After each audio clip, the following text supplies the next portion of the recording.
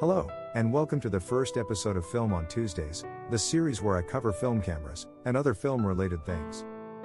My name is Peter, and on today's episode I will be taking a look at the Hasselblad 503CW, a V-System 500 series camera. When describing the components of the Hasselblad V-System, the first thing that comes to mind is Lego. Yes, really.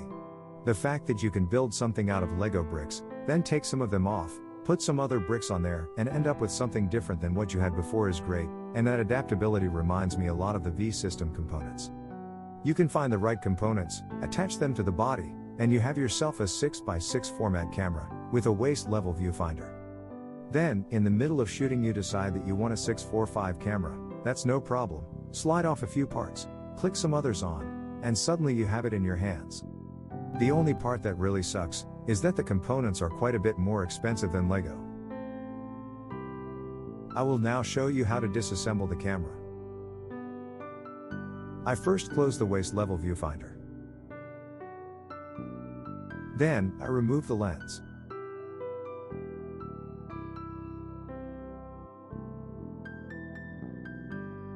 Next, I carefully remove the film magazine by sliding the release catch to the right.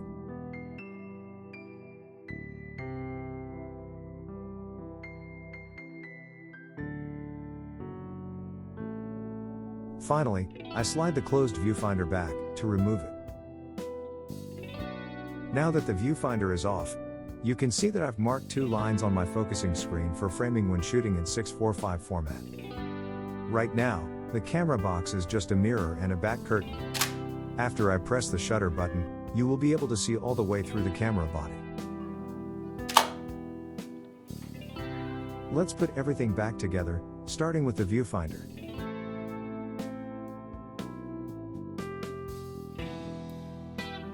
When putting the lens onto the body, you must line up the red mark on the lens with the red mark on the body, and also make sure that the shutter mechanism in the body is at the correct angle to allow the lens to slide onto it.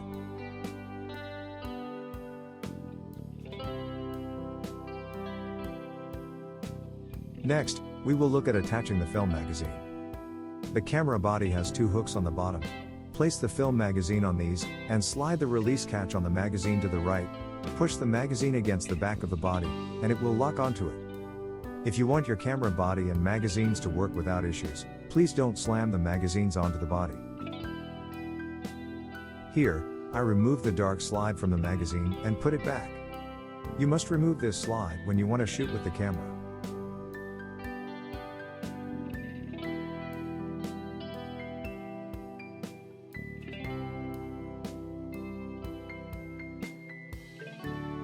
Now, I am showing how to open the film magazine. I don't have film in this one right now. Every one of these magazines is made up of 3 parts: the dark slide, the shell, and the insert. This part on the insert, and this hole on the shell combine to make up the moving mechanism for the film.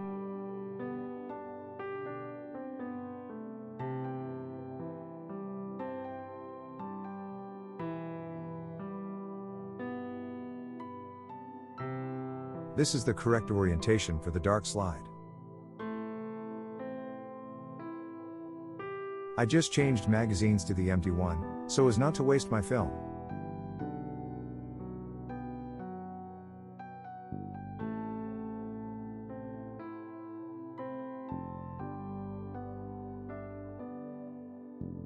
When you rotate this dial, it moves the film to the next frame, and recocks the shutter in the lens. This small button is a mirror lock. Slide it up, and it will eliminate vibrations. This is important for situations where the shutter is open longer, and you can't afford any movement. And that's the end of this first episode, just a basic introduction. The next episodes will go into more detail.